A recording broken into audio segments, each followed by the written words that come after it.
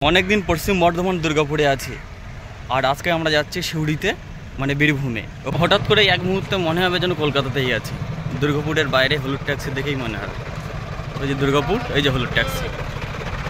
এখনো এরকম লোক আছে পৃথিবীতে যে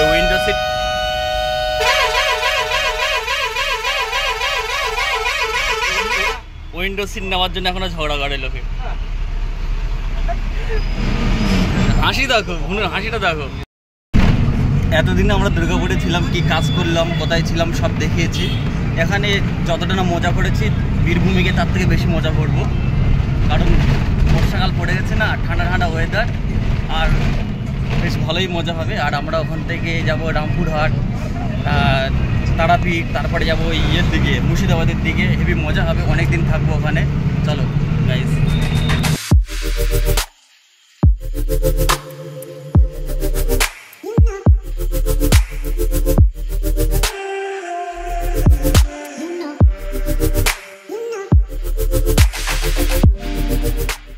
দেখো এই সিঁড়িতে এসেই গেছি।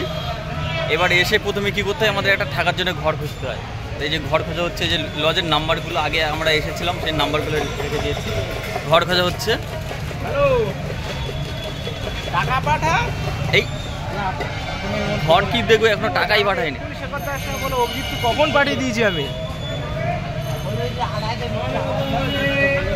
তো যাই হোক, আমরা এই পাশেই একটা লজ নেব, তারপরে আরো কিছু জিনিস জোগাড় করবো, করে আমরা আর কি কাল থেকে কাজ শুরু করবো।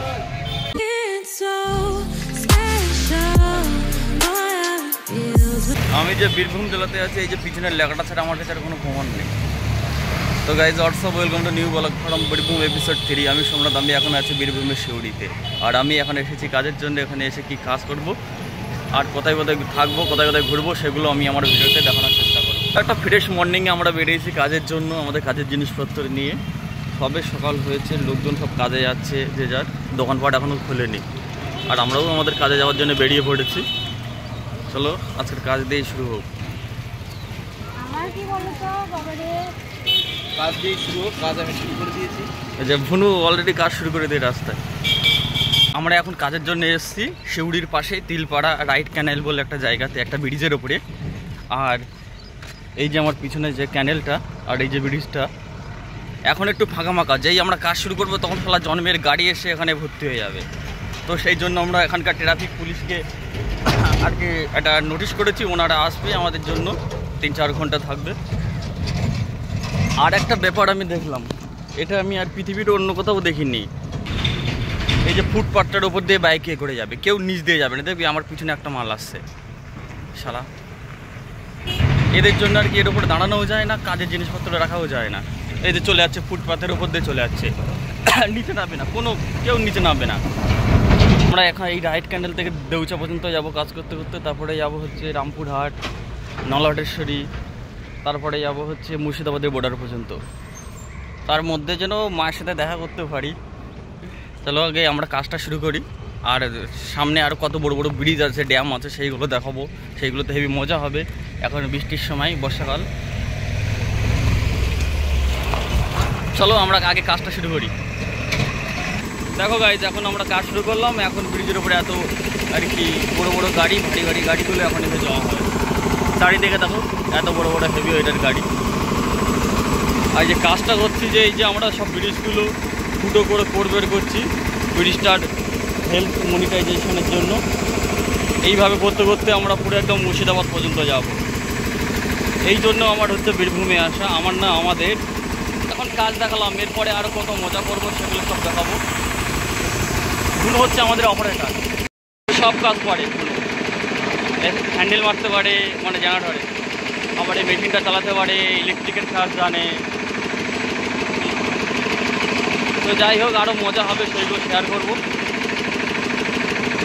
তো গাইস, আমার হচ্ছে ক্যানেল ব্রিজের কাজটা শেষ। এইবার আমি তিলপাড়া মিহিরলাল ব্যারেজে এসেছি।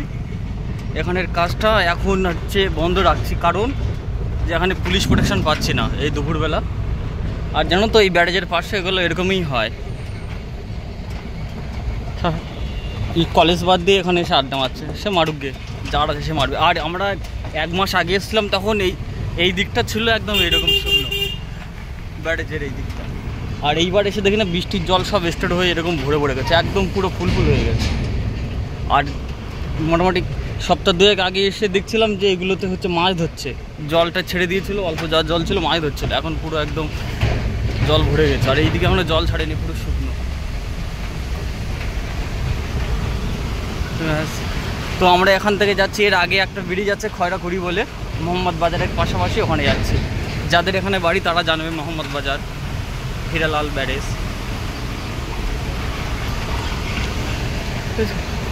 পুরো চারিদিকে জল আর জল। দুর্গাপুর ব্যারেজের তুলনায় অনেকটাই ছোট এই যে বিহিরলাল ব্যারেজটা, সেরকম বড় নয়, কিন্তু প্রচুর জ্যাম থাকে। এটা NH60 তো, এখন নিউ 14 হয়েছে। ভুনু দেখো গাইস, বলেছিলাম না তিলপাড়া ব্যারেজে আসবো আমরা, তো ব্যারেজে এসে আমরা 1 ঘন্টা মতো কাজ করেছি। আমাদের জেনারেটরটা আর কি বিগড়ে গেছে, সেটা আর কি রিপেয়ারিং করার জন্য শিউড়ি থেকে মিস্ত্রি আসবে, তারপর আমাদের কাজ শুরু হবে। আর আমি একটু আর কি ফাঁকা পেয়েছি, সেই জন্য আমি এই ড্যামের এই দিকে চলে এলাম। এইদিকে সব ছেলেমেয়েরা এসে আড্ডা মারে, গল্প করে। এই যে দূরে ড্যামটা, আর এই যে ড্যামের এখান থেকে ভিউ পয়েন্ট, এই কত বড় লেক, এই দিকটা ছবি দেখা যায়। আর এই দিকে পুরো আইল্যান্ড আছে, এইগুলো সব। আর এই যে এখান থেকে ড্যামটা, তো অ্যাকচুয়ালি বেশ ব্রিজের কাজ করলে কোথায় কি ড্যাম, কোথায় কি বড় বড় ব্রিজ, এগুলো আর কি ভালো দেখা যায়। এই পারে জলগুলো সব স্টোর হয়ে আছে, আর ওই পারে পুরো শুকনো। পুরো এই পারে ঘুরলাম, এইবারে যদি সময় পাই ওই পারে শুকনো, ওইদিকে 2-1জন ছিপ ফেলছে, ওইদিকে যাবো। এখন সবাই চান করছে, এখানে ছেলেমেয়ে চান করে, আড্ডা মারে, এরকমভাবে সাইকেল রেসিং করে। এখন সবে সকাল 7টা 7:30 মতো বাজে, তাই এরকম হালকা হালকা গাড়ি যাচ্ছে। একটু বেলা হোক, তারপরে প্রচুর পরিমাণে গাড়ি যায় এখান থেকে। আর কি পায়ে হাঁটা মানুষ তো খুব কমই যায়, আর আমরা কাজ করি তাই কাজ করতে পারি না, এত ভিড় হয়। আর এখান থেকে এক নজরে আর কি ড্যামটা দূর পর্যন্ত।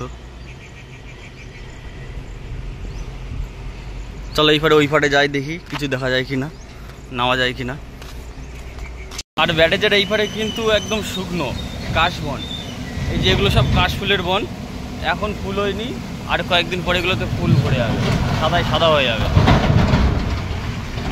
আর এইটা ময়ূরাক্ষী নদীর ওপর অবস্থিত তিলপাড়া মিহিরলাল ব্যারেজ।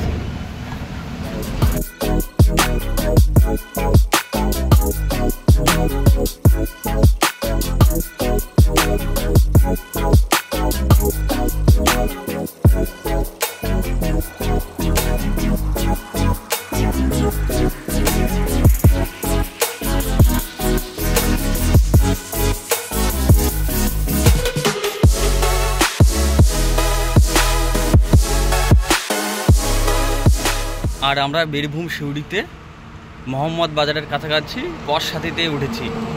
মানে এর আগে আমরা থাকতাম শিউড়ি বাজারের মধ্যে, তারপরে আমরা কাজের সুবিধার জন্য বর্ষাতিতে উঠেছি। রাস্তার পাশে এই যে বড় রাস্তা NH60, আর এই যে পিছনে বর্ষাতি। আর এরকম বেশ অনেকটা ওপেন জায়গা আছে, হেভি আড্ডা মারা আছে।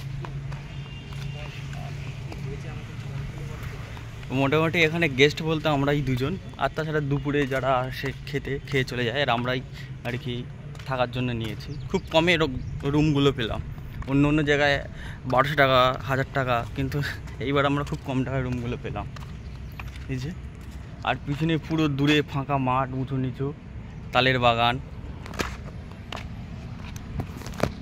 ঠিক আছে, এখানে একটা বিয়ারের দোকানও আছে পিছনে। তো যাই হোক, আমরা এখানে উঠেছি, এখন এখান থেকেই আমরা অপারেট হব। এখান থেকে নলহাটি যাব, রামপুরহাট যাব, তারপরে এদিকে শিউড়ির দিকে যাব, দেখা যাক। আর রুমগুলো কীরকম হয়েছে দেখাবো। রুমটা দেখো, বর্ষাতিতে এসে দাঁড়া না, এই যে ঠিকানাটা লেখা আছে খয়রাকুড়ি শিউড়ি, এইটা আমাদের রুম নম্বর 9, I love 9। বন্ধ করে থাকবো লাইট। তোর খাট আলাদা, আমার খাট আলাদা। আমি যেটাতে রাখবো সেটা আমার, মানে এটা জানলার ধারে আমার রুম, এখান থেকে মেয়ে দেখা যাবে। কি আর বর্ষাতের বাইরে থেকে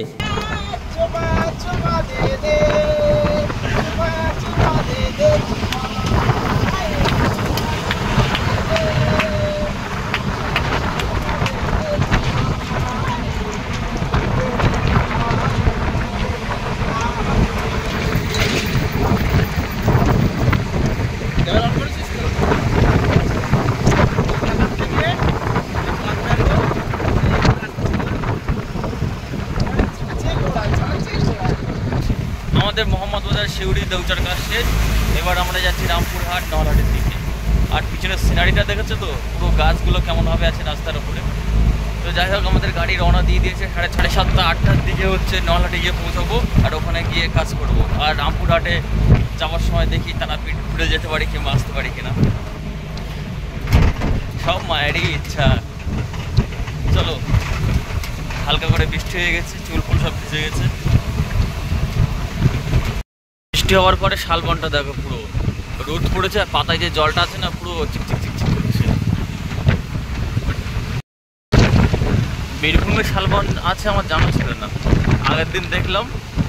আর এই দেখছি, যাই হোক, বীরভূমে না অনেক পলাশ গাছ দেখা যায়, যেটা হচ্ছে বেশিরভাগ বাঁকুড়া কিংবা পুরুলিয়াতে দেখা যায় পলাশ গাছটা, কিন্তু এখানেও দেখছি। কত দূর পর্যন্ত অনেক বড় শালবনটা, ভালো লাগছে দেখতে। একদম কোনো ঘর বাড়ি নেই, দুদিকেই শালবন, সোজা লম্বা রাস্তা একদম। এরকমভাবে গাড়ি আসছে, বাইক আসছে, রাস্তাটা ভেজা, হেভি লাগছে দেখতে। আমরা যে জায়গাটায় আছি এখন সেটার নাম গানপুর। চারিদিকে শালবন আর শালবন, আর বৃষ্টি ভেজার পরে রাস্তাটা আর গাছপালা সব চকচক চকচক করছে।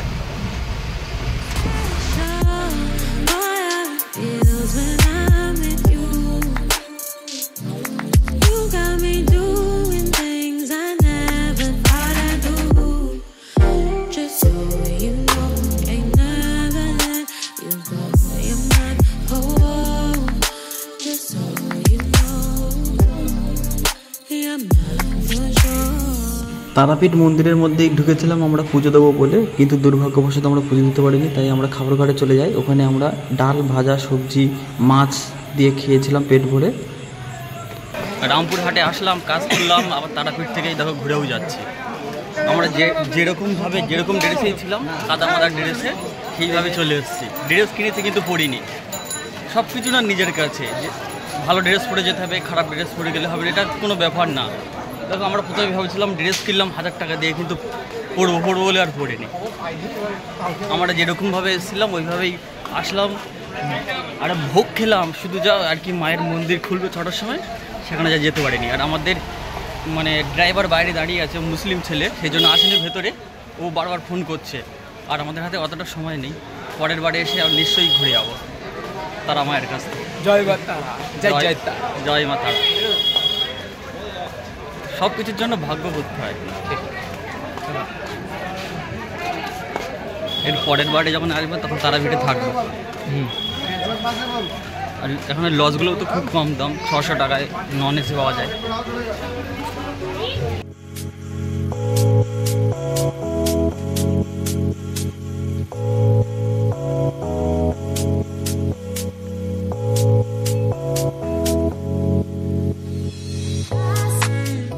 আমাদের সিউড়িতে কাজও শেষ, আর এই ব্লগটাও শেষ হচ্ছে সিউড়িতে। আবার যখন আসবো, আবার বীরভূম ফোর্ট শুরু হবে। Love you, bye. আবার দেখা হচ্ছে নেক্সট ব্লগে অন্য কোনো একটা জেলা থেকে।